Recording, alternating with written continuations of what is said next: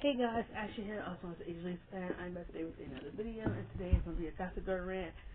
I literally could not stop thinking about this the whole day that I was watching Gossip Girl. I was rewatching season 3, and like, when I was watching season 3, there were like so many like rants that ran through my head, and you guys want to know a couple to me that's like made no sense, and like they were like unnecessary, just like how Dan and Blair were unnecessary.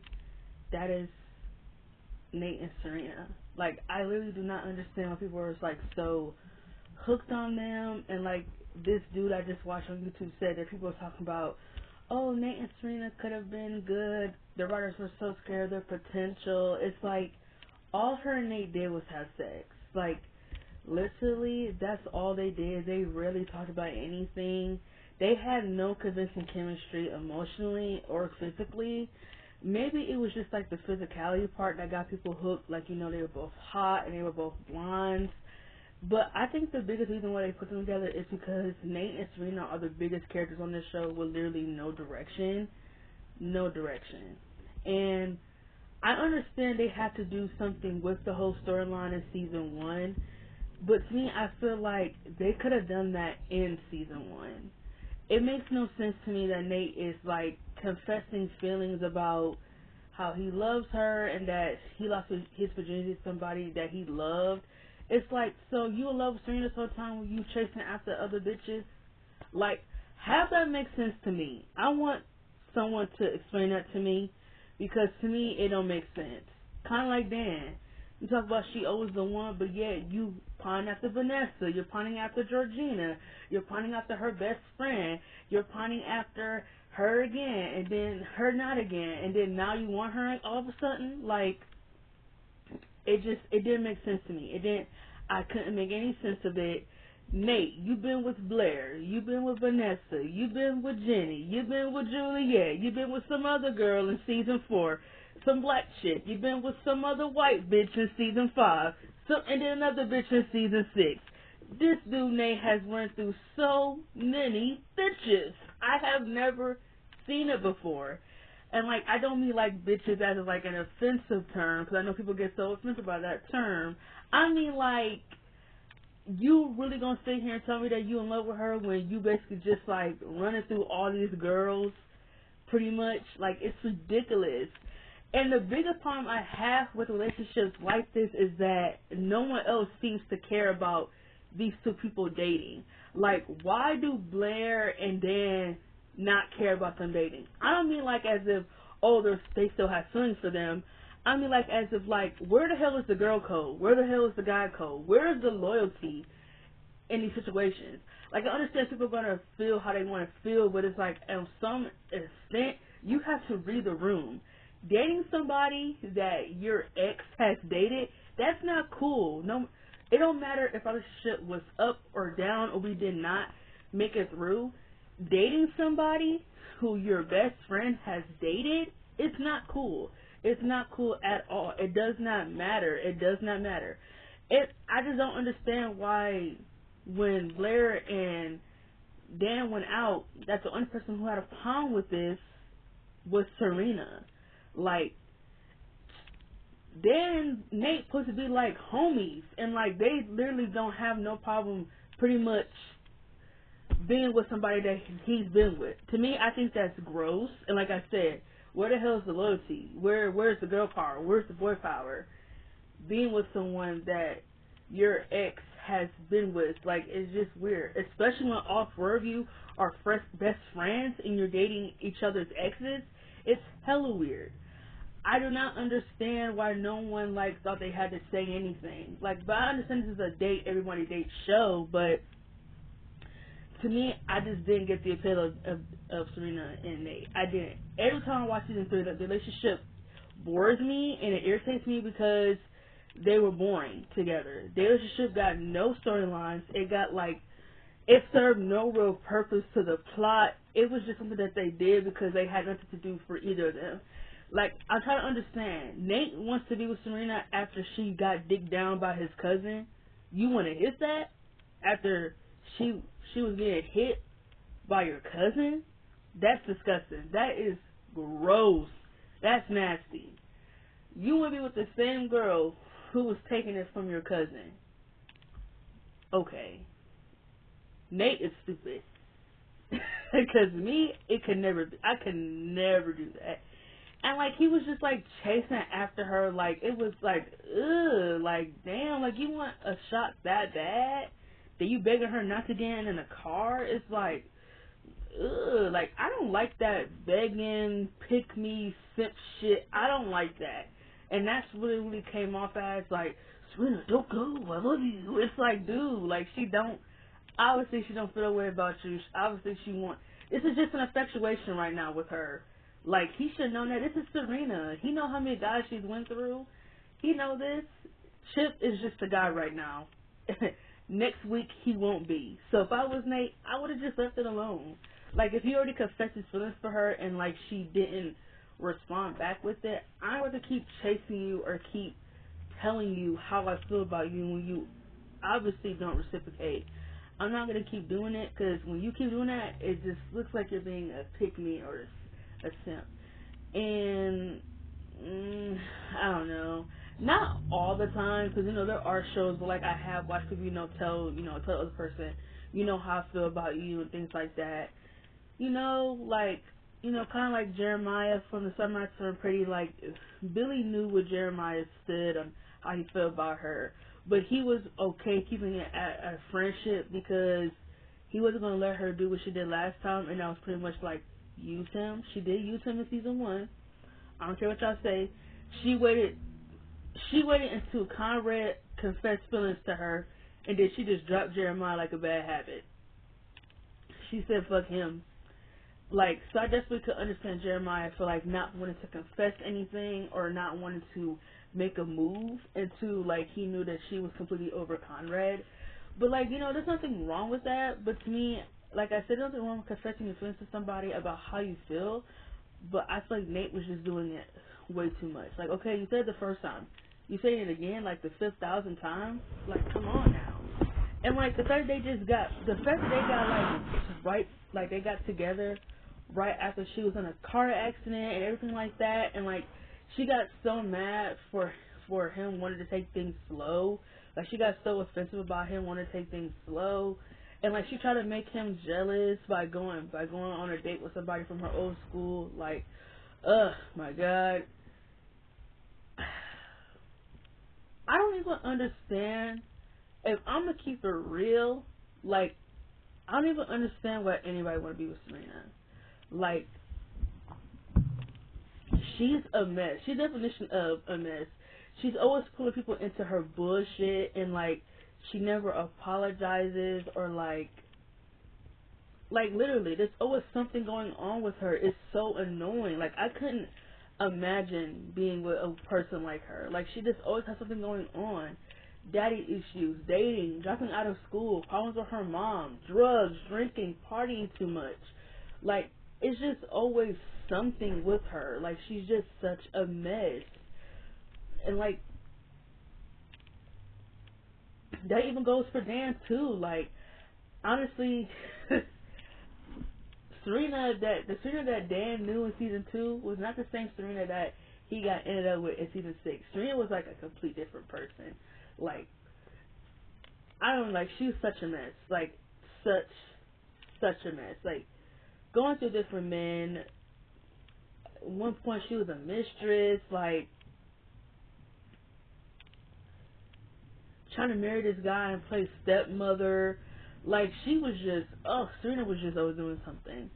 And,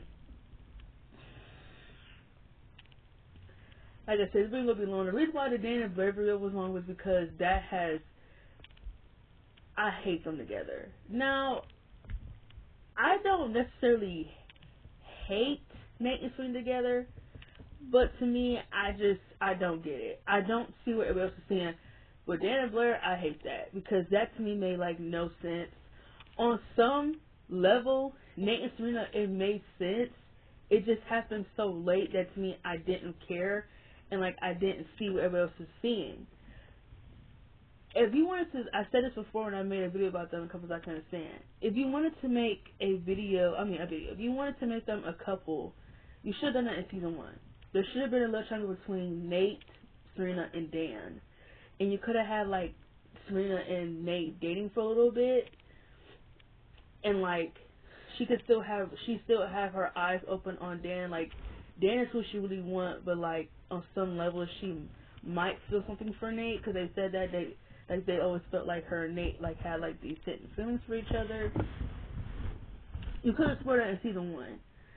Exploring it now in season 3 is just like, wait. He still got so much for Serena when he was dating Blair.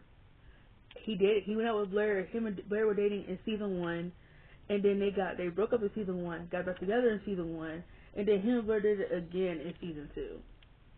So, like, where does that make sense for anybody? Because to me, it don't make sense, like, at all. It don't make sense in a way that's, like, interesting. Like, to me, that just seems hella random, and confessing feelings to her. Like, and where the fuck were these feelings at when the whole season fucking started? Like, how that makes sense? Explain that to me, because it don't make sense to Ashley. Like, to me, I feel like all they did was have sex. All Serena did was lie to him. She wasted Nate's time. Like, she made him feel like the bad guy in every single situation when she was with a bad guy. She took, like I just said, she's just too much. Like, I don't understand why anybody want to be with her. She lies too much. She can never tell the truth. She always makes other people feel like they're the bad guy. Like, when it came to her storyline with her dad, oh my God, did she just, like, make everyone seem like if you're not going to accept him, you're the monster. And it's like, girl, get your daddy issues, have an ass out of here. Like, nobody gotta like him. You talk about, he said Rufus wanted to cheat on his wife. This is the same man who let me into his home when I had nowhere to go. Which I understand, yes. Don't get me wrong. As much as I hate Rufus, you know, he was there for people when they did need his help. You know, he did let Nate into his house. He did cover for Serena when she dropped out of Brown, and he told Lily that she was there the whole time. He did have Serena's back. And like, she just made him out to be like this horrible person because he felt some type of way about her father, is what I say. She makes like the bad guy for him not liking her father. And like, she got so mad at Nate talk about, oh well, if you really gonna take his side, then you shouldn't be here right now. And then like, she got mad at Nate again for him being like, him saying, oh well, losing her virginity is a big thing at her age. You talk about why? Because I was a slut at her age. I mean, like, yeah, you kind of. I mean, listen to me. Listen. The one thing I can't stand is when women and men can't admit they were promiscuous. And I don't know why Serena just could never admit it. Just admit it. You were a slut in high school. Just admit it. You were a little promiscuous. It's okay to admit it. You were a little slutty. There's nothing wrong with admitting it. And I feel like because if you're a woman, you shouldn't feel bad for calling another woman a hoe. Like, I see it. I call what I see. Listen, I see what I see. Serena gave it to everybody, literally. Serena might have dated a lot of people. She dated the most people on the show. She gave it to everyone, like I just said. She let Nate's cousin hit, and then Nate went out with her. Like, that's nasty. I can never do no shit like that. That's disgusting. Like, that's gross. I can never do that. Like, and I'm not just saying like Nate is just this interesting character, because Nate is boring as hell. Nate never has nothing going on drama-wise. He don't push the plot forward. Nothing. Nate does nothing for me. He does nothing for nobody. And let's be honest, he does nothing for the fans. Chance Crawford was okay looking. I mean, he was no Chuck. Ed Westwick. Now, Ed, we're going to say Chuck/Ed, this little side rant. Let's admit, Ed Westwick, he was cute in the first 2 seasons. But honey, when season 3 came, he blossomed. Ed Westwick was fine. He was fine. But I don't pretty privilege Chuck like how people pretty privilege Damon. Chuck definitely did some terrible shit when he was on Gossip Girl. But people definitely pretty privileged Nate because people act like Nate don't do nothing wrong with Gossip Girl. He got so much underneath his belt. Like I said, I mentioned it in the characters I never liked. Pretty much, like cheating on Serena and like taking no accountability for it. Really, like he didn't care about telling Blair when it happened. He only cared about doing it because Serena was back. I feel like that him going there and telling her was just a way to make sure Blair. He wanted her to break up with him because he think he would have a shot at being with Serena. Like, Nate, you're pathetic. And like him basically like outing Serena for having an affair with his cousin to his wife. Like pretty much putting a secret camera into the elevator to catch them. And like Serena dated him. Like to me, I feel like what was the point of him putting a camera in there? He knew they were having a relationship. He already knew this. Like I feel like Serena forgave him way quickly for that. I'm not mad at him for calling the cops on Serena's father because he was giving her mother illegal drugs. Like that's foul. And like Serena was still on his side because she's so full of daddy issues. Like I said, I'm not just saying Nate is just like this perfect guy. I mean, yes, he's drama free, but he's just so boring because he literally has no personality and like he literally has nothing ever going on drama wise. Like they gave Nate nothing, and there were a lot of opportunities where Nate could have been interested. Like they could have made Nate gay. Like there were a lot of things that could have made Nathan. I said Nate. Well, his name is Nathaniel, but there are a lot of things that could have made Nate interesting, and Nate didn't even try. Like I feel like he could have been gay. Like why did they never try to do stuff explore him and Jenny more? Like I feel like him and Jenny were a couple that had so much potential.